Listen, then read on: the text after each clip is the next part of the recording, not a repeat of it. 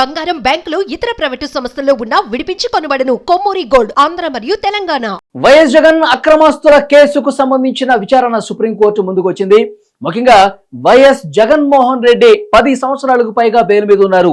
ఈ బెయిల్ ని రద్దు చేయాలని చెప్పి ఒక పిటిషన్, దాంతో పాటు వేరే రాష్ట్రానికి బదిలీ చేయండి. ప్రస్తుతం తెలంగాణ, హైదరాబాద్ సిబిఐ కోర్టులో ఉన్నటువంటి ఈ కేసు వేగంగా విచారణ జరగట్లేదు.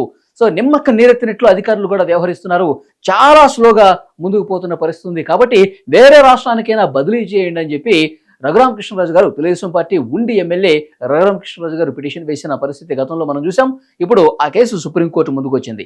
సో గతంలో కూడా సుప్రీంకోర్టు ప్రజాప్రతినిధులకు సంబంధించినటువంటి కేసుల్ని సత్వరమే విచారణ జరిపించండి, మీరు ఆలస్యం చేయవద్దు, వీలైనంత వేగంగా స్పందించండి అని చెప్పి కింది కోర్టులు కూడా ఆదేశాలు ఇచ్చిన పరిస్థితుంది.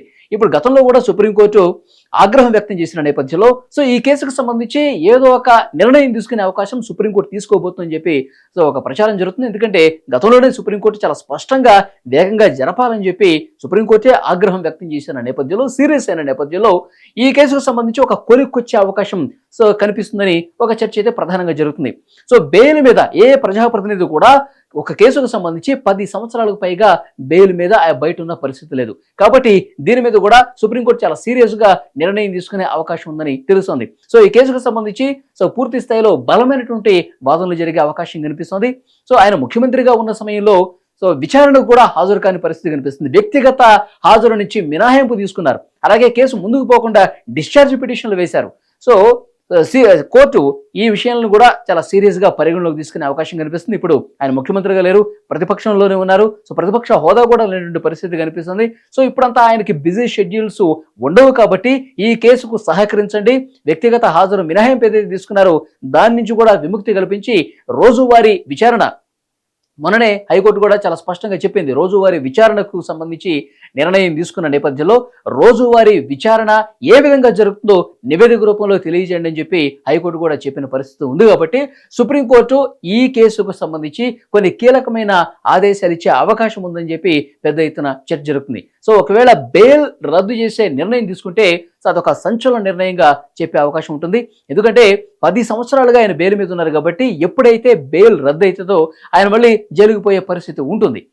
బెయిల్ రద్దుకు సంబంధించి ఇంత త్వరగా నిర్ణయం తీసుకుంటారా లేదని కూడా చూడాల్సిన అవసరం కనిపిస్తుంది. కానీ సుప్రీంకోర్టు ఆలోచనని, సుప్రీంకోర్టు గతంలో వ్యక్తం చేసినటువంటి అభిప్రాయాలు కావచ్చు, ఆదేశాలు కావచ్చు, కింది కోర్టులకు ఇచ్చినటువంటి డైరెక్షన్స్ కావచ్చు, చాలా స్పష్టంగా ప్రజాప్రతినిధులకు సంబంధించిన కేసుని సత్వరంగా విచారణ జరపాలని చెప్పేసి చెప్తా ఉన్నారు. జగన్మోహన్ రెడ్డి బెయిల్ ఎందుకు రద్దు చేయకూడదు అన్న విషయానికి సంబంధించి సుప్రీంకోర్టులో జగన్మోహన్ రెడ్డి గారికి వ్యతిరేకంగా కొన్ని వాదనలు బలంగా వినిపిస్తున్నాయి. ఈ కేసులో అక్రమస్తుల కేసుకు సంబంధించి సహనిందితులుగా ఉన్నవాళ్ళు విజయసాయిరెడ్డి కావచ్చు, అధికారి శ్రీలక్ష్మి కావచ్చు, అలాగే ఎంపీ మోపిదేవి వెంకటరమణ, వీళ్ళందరూ కూడా సహనిందితులుగా ఉన్నప్పుడు వాళ్ళకి ఏ విధంగా పదవులు ఇస్తారు? రాజకీయంగా వాళ్ళకి పదవులు ఇవ్వటం అంటే ఒక రకంగా ప్రభావితం చేయటమే. డెఫినెట్గా వాళ్ళు అప్రూవర్గా మారితే గనక జగన్మోహన్ రెడ్డి కేసు మరింత ఉచ్చు బిగుసుకునే అవకాశం ఉంటుంది. జగన్మోహన్ రెడ్డి బండారు మొత్తం బయటపడే అవకాశం ఉంటుంది. కాబట్టి వాళ్ళని లోబరుచుకోవటానికి, వాళ్ళని తన దగ్గరే పెట్టుకుని తనకు అనుకూలంగా ఉండటం కోసమే ఈ రకమైనటువంటి పదవులు ఇచ్చి ప్రలోభ పెట్టారని చెప్పి వాదనలు కూడా జరిగే పరిస్థితి కనిపిస్తుంది. విజయసాయిరెడ్డి గారు ఆయన ఎంపీగా ఉన్నారు, పార్లమెంటరీ పార్టీ నేతగా ఉన్నారు. ఆ పార్టీకి సంబంధించి తర్వాత అధికారి శ్రీలక్ష్మి కూడా మున్సిపల్ శాఖలో పదవిలో ఉన్నారు.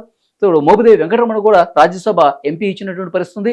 సహనిందితులకి ఈ రకమైనటువంటి ప్రలోభాలకు గురి చేసిన నేపథ్యంలో ఇది సాక్షుల్ని ప్రభావితం చేయటమే అని బలంగా వాదనలు వినిపించే అవకాశం కనిపిస్తుంది. సుప్రీంకోర్టు డైరెక్షన్స్ ఏ విధంగానూ ఉన్నాయి.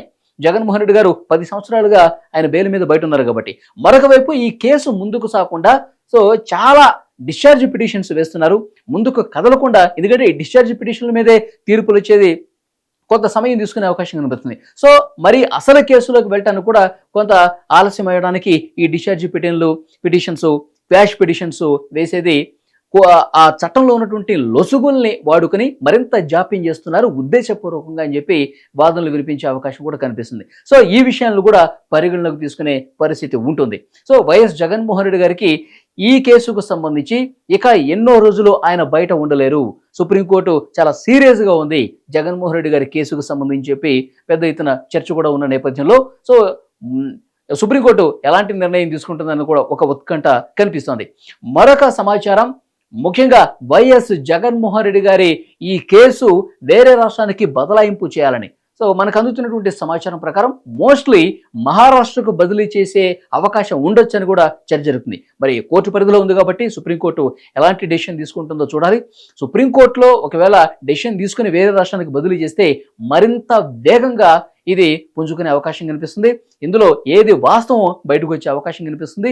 ముఖ్యమంత్రిగా జగన్మోహన్ రెడ్డి గారు ఉన్నప్పుడు ఆ చట్టంలో ఉన్నటువంటి లొసుగోల్ని అడ్డం పెట్టుకుని విచారణకు హాజరు కాకుండా ఏ విధంగా అయితే మినహాయింపు పొందారో, అంతకుముందు రాజశేఖర రెడ్డి గారు ముఖ్యమంత్రిగా ఉన్నప్పుడు తండ్రి అధికారాన్ని పదవిని అడ్డం పెట్టుకుని ఏ విధంగా వేల కోట్ల రూపాయలు సంపాదించారు, అక్రమాస్తులు కూడబెట్టారు, వీటన్నిటికీ సంబంధించి ప్రతి ఒక్క విషయాన్ని కూడా ప్రస్తుతం ఆధారాలతో సహా అధికారుల దగ్గర కొంత సమాచారం ఉన్న నేపథ్యంలో ఏం జరిగే అవకాశం ఉందో కూడా ఆ రకమైనటువంటి ఉత్కంఠ కనిపిస్తున్నటువంటి పరిస్థితి కనిపిస్తుంది. కానీ జగన్మోహన్ రెడ్డి గారిలో ఒక భయం అయితే చాలా స్పష్టంగా కనిపిస్తుంది.